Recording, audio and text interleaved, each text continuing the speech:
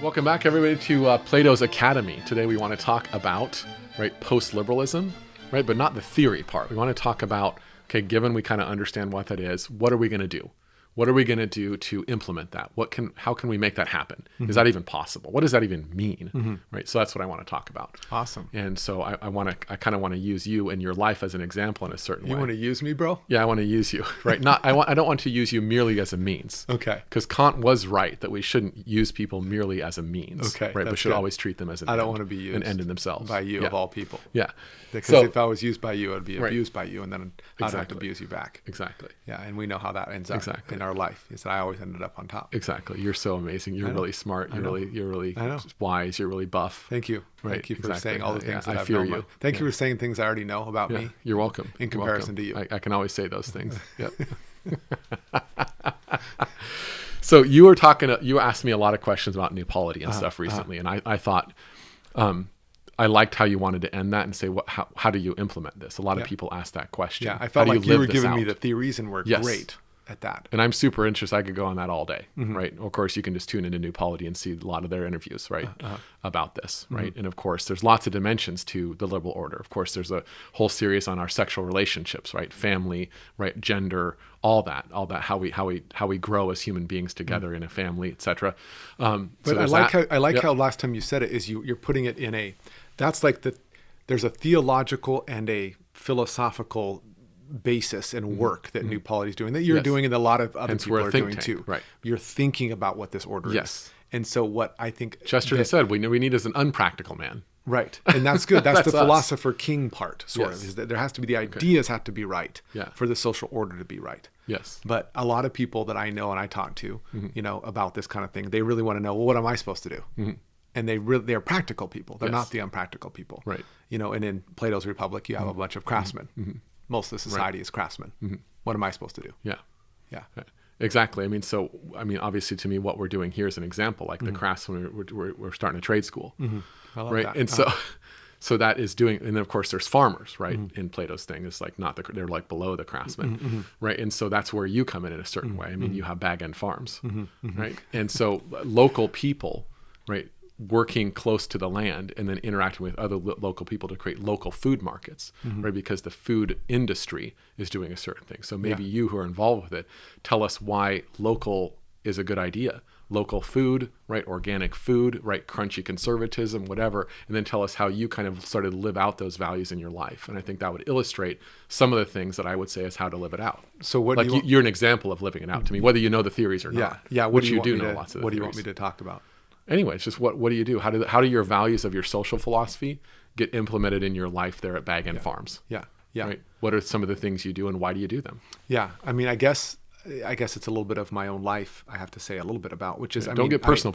Yeah, I won't just get a little bit personal. I just have a couple acres. Yep. So that's what I could afford. So I'm working within the means I have as best I can to try to live out the values that I believe. I think it's good to garden. I think it's good to make as much food of my own that I can within my means. And so I can't be completely self-sufficient. I would love it if I could be completely self-sufficient, but I can't because I don't have the skills or the time to do that. Now, why do you think that's good? I don't want to get into theory too much, but that's a great example. That's something you do. Think work close to the land. I think people that own things and take care of them in general learn the lessons of responsibility and independent thinking and skills that can be passed on and make a good citizenry. You also, obviously, I'm sure I could also comment upon like the theological meaning of that. Yeah. Right? Like you're stewards of creation. Like you're stewards of your chickens, your pigs, your turkeys. What else do you have? What's going on? I'm kind of, it's like I'm a little atom.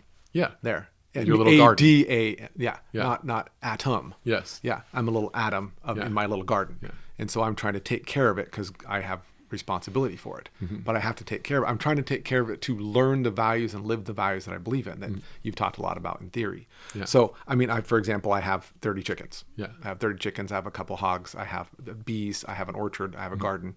My wife has a flower garden, and we try to work the land as much as we can. That's not our job. I don't make money doing that. I lose money doing that. Yes. So I can only lose so much and do it. So I'm doing as much as I can do in that lifestyle, because I think that lifestyle is good. I think being an owner is good. Good for yourself, good for your for my wife, soul. good for your kids, good for your family, good for the society. land, right? Good for the society around you, Yes. the people that use Yeah. whatever you have. Yeah. So what to me, like, let's just talk about bees. I mean, Good. bees are an amazing creation of God. I love bees. I love honey. So I love the product that Yes. bees create, Yes. and that what they do. They make honey, and it's beautiful. It looks beautiful. It smells beautiful. It tastes beautiful. I love that it's natural. They're taking something from the nectar, Yes. and then putting the nectar into their hexagonal little. Yes, absolutely amazing And order, then the way they intricacy. make it, the intricacy of it all, the design, The that beauty, God the has, wonder. all of it. You're of that. learning just appreciation for nature. I'm Wonder, working contemplation. with nature, Yes. and they're working with me, and Yes. I'm not destroying them. Yep. Okay. And I get frustrated because it's hard to beekeep, because to me the industrial system is weirdly destroying them and also keeping them alive with industrial principles. Yeah. Weirdly. But there's not many native bees left. Yeah. They're all industrialized essentially. But I'm trying to keep bees going Yeah. because I like it. Yes. But I know that's good for society too. And it's good for my kids, for society, my So it's children. a deeply meaningful kind of work. Yes, it's deeply significant. I'm not connected doing to it spiritual, to make religious values. Yes, I'm not doing it to make money. Yeah. I'm doing it on purpose because I think it's good in and of itself to do Yeah. for my family. Now, for if you myself, could make and for money, I'm society. sure you'd be a lot happier with the money that you would make by it. I'm still trying to find a way to do that. Yes. But I'm not But dependent the on making that. the money is not the priority, because then Yeah. you do certain things with your bees or certain things with the property that Yeah. would make it profitable at the expense of those values. Yeah, So the exactly. values have priority over the profit. If I ever did make money, like my goal of my farm is to make enough money so that my activities, I don't lose money. Yeah. I'm not trying to make profit Yeah. and live on that. Yeah. You're trying to be subsistence level. Yes, subsistence. People misunderstand that concept. I remember reading Wendell Berry and then thinking about our grandma. Okay. Right? Our grandma went through the Great Depression. Our grandpa did too. And I remember grandma said it didn't affect her because they were subsistence farmers. When we Right. think of subsistence farmers, we think of like poor people that are barely surviving. Yeah. All that means, the subsistence, isn't that they're poor and they're barely surviving. Yeah. It means they don't have any profit and they don't have any luxuries. Yeah. But they have all the food they need. They have all the shelter they need. Yeah. Right? It's a hard life and it's difficult, but they're not dependent. Yeah. Right, on this depression economy that collapsed and everybody except them. Yeah. Right, was radically affected. Yeah. And so subsistence is like that's a goal. That's a good thing for farmers to have, right? And of course, the number of independent farmers is ridiculously low nowadays because of giant agrobiz. Yes. Right, and so the whole food industry, the whole farming Agro-gudge. industry, yes, agro-gudge, exactly. That's good, right? And that is destroying not just our land, right, and not only our food, but therefore us. Yeah. And so living this traditional lifestyle, like you can go to the New Pole, you can watch like the dotaries and talk about good soil and Yeah. good milk and all the rest. Yeah. Right. That's part of this traditional lifestyle. Yeah. That's building a sort of order.